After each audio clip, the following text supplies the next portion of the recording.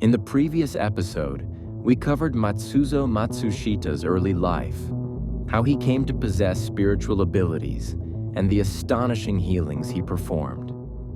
If you haven't watched part 1 yet, please check the link in the description. His treatments can seem nothing short of miraculous, but when asked about his power, Matsuzo himself said, "I do not have the power to heal illness. The gods heal. I merely serve as the intermediary." He also said, "I gained this power for the sake of filial piety." In this episode, before we even discuss his abilities, we'll focus on what he valued most: a way of living as a human being, what he called the Shidaido, the 4 great ways, his attitude toward the divine, the convictions behind his actions, and his view of what illness truly is. Matsuzo's convictions and the 4 great ways. As mentioned in the last episode, Matsuzo cherished what he called the Shidaido, the 4 great ways: loyalty to the emperor, filial piety toward one's parents, reverence for one's ancestors, and sincere devotion to the gods. Among these, he placed particular emphasis on filial piety, devotion to one's parents. On the subject, he said in essence, human beings exist because they have parents. If your own life matters to you, then your parents matter even more. A parent's love for their child is infinite. Knowing that, how could you not cherish your parents? Filial piety is the very foundation of the human path. He also lamented what he saw as the moral drift of his time, as Western culture flowed into Japan. It's truly heartbreaking to see people who say, "I have an education, but my parents are uneducated," and treat their parents as if they were nothing, or who adopt Western-style individualism, saying, "Parents are parents and children are children," forgetting both filial duty and virtue. In terms of historical context, Matsuzo was born in 1873, 5 years after the Meiji government was established, bringing the Edo period, the age of the samurai, to an end. Japan was racing to modernize and westernize, determined to catch up with the great powers of Europe and America. In that tide of change, Matsuzo may have already sensed that Japan's treasured traditions were beginning to erode. This is why, when he treated patients, he rarely discussed their symptoms with them at all. But there was one thing he did ask, before treatment began. He asked whether they practiced the 4 great ways. That alone tells us how he thought. That the deepest cause of illness wasn't merely physical, but rooted in one's state of mind and one's way of life itself. As Matsuzo's deeds became widely known through Nobuo Shioya and the magazine Shufu no Tomo, requests for treatment began pouring in from across the country. On busy days, more than 6 buses would be parked outside his home, and the number of people who came for treatment was said to have exceeded 700. And it wasn't only people from Japan. Requests came from overseas as well, from America and across Asia. According to research by Nobutaka Inoue, an emeritus professor at Kokugakuen University, there were at least tens of thousands of requests. More than 13,000 letters and postcards were said to have remained at Matsuzo's home.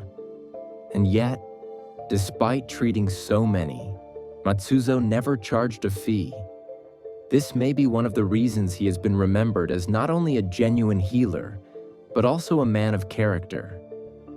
One day, a patient asked him, "How much should I pay you?" Matsuzo replied, "That depends on your heart." When people did offer money, he used it not for himself, but to support tuberculosis patients who stayed at his home to recover, covering their living costs. He kept none of it for personal use. He was said to live simply. He avoided meat, believing it was better not to eat it. In the morning, he would have a single bowl of miso soup. At lunch, one bowl of rice and a plate of vegetables. And then nothing else, devoting himself to healing.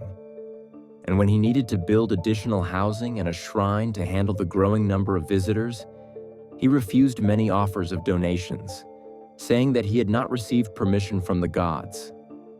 Instead, he borrowed money and built it himself. If this had been a fraud, if he were merely pretending to possess supernatural power, he would have accepted treatment fees and collected money wherever possible.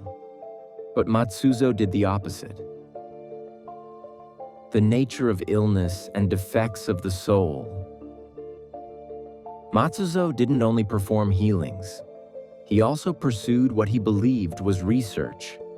How different illnesses related to the spirit world, which deities provided which kinds of power, and how spiritual causes manifested as physical suffering. According to Matsuzo, there were two fundamental causes of illness. One was disease caused by defects in the physical body. The other was disease caused by defects of the soul. Illness originating in physical defects, he said, could be treated by medicine. But he claimed these cases were only about 5% of all illness. The remaining 95%, he insisted, came from defects of the soul. He divided soul-based illness into three categories: Innen, Sawari, and Tsukimono. Innen, in his view, referred to illness caused by karmic bonds, resentment and grudges originating from wrongdoing, including acts committed in a past life or by one's ancestors, murder, fraud, and other serious sins. He claimed that even if a person admitted their wrongdoing, repented, and prayed, the consequences would not disappear, and that the burden could remain through 3 generations, eventually manifesting as illness. Matsuzo also said that illnesses caused by innen were extremely difficult to heal, even through divine power. When such a patient appeared, he refused treatment honestly, telling them, "My power won't work for you. Go see a doctor."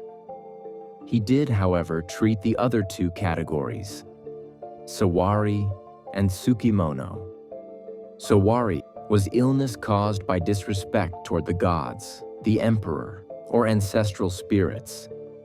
Through insults, irreverent speech, neglecting rituals, forgetting to honor one's faith, or becoming careless in devotion. He said many of the patients who came to him suffered from this kind of illness. After treating one such patient, he said, "There is no household shrine and no Buddhist altar in your home. You have never put your hands together in prayer. If that's how you live, even if I heal you now, your illness will return. From now on, honor your ancestors." The third category, Tsukimono, referred to illness caused by possession, by human spirits, including the spirits of the dead and the living, or by animal spirits such as foxes and tanuki or raccoon dogs. But he said that most of the spirits he dealt with were human spirits. In one case, when a patient said to be possessed by a fox spirit came to him, the patient fell into an extreme state of fear upon confronting Matsuzo, shaking, thrashing, and behaving violently and erratically. Matsuzo then said, "Will you confess now? If you don't confess, I won't forgive you." And from within the patient, something or someone cried out, "I was asked by someone to possess this man. It's too painful. Please forgive me." Matsuzo responded, "You confessed well, then I forgive you."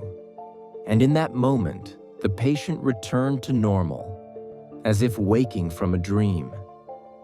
These ideas about the nature of illness were insights he reached through treating countless people.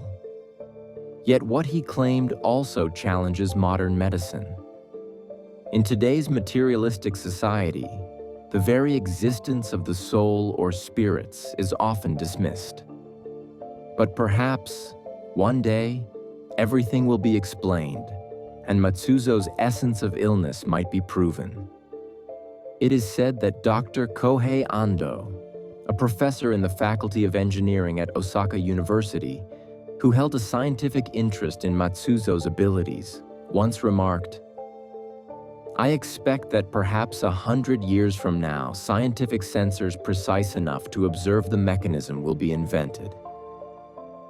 The spiritual healer who was quietly ignored. And yet, a question remains. How could a spiritual healer who drew this level of attention become almost unknown in the modern era? It seems that the answer lies in the historical climate of a rapidly modernizing Japan, a society in which the government could not afford to acknowledge a powerful spiritual figure with such influence.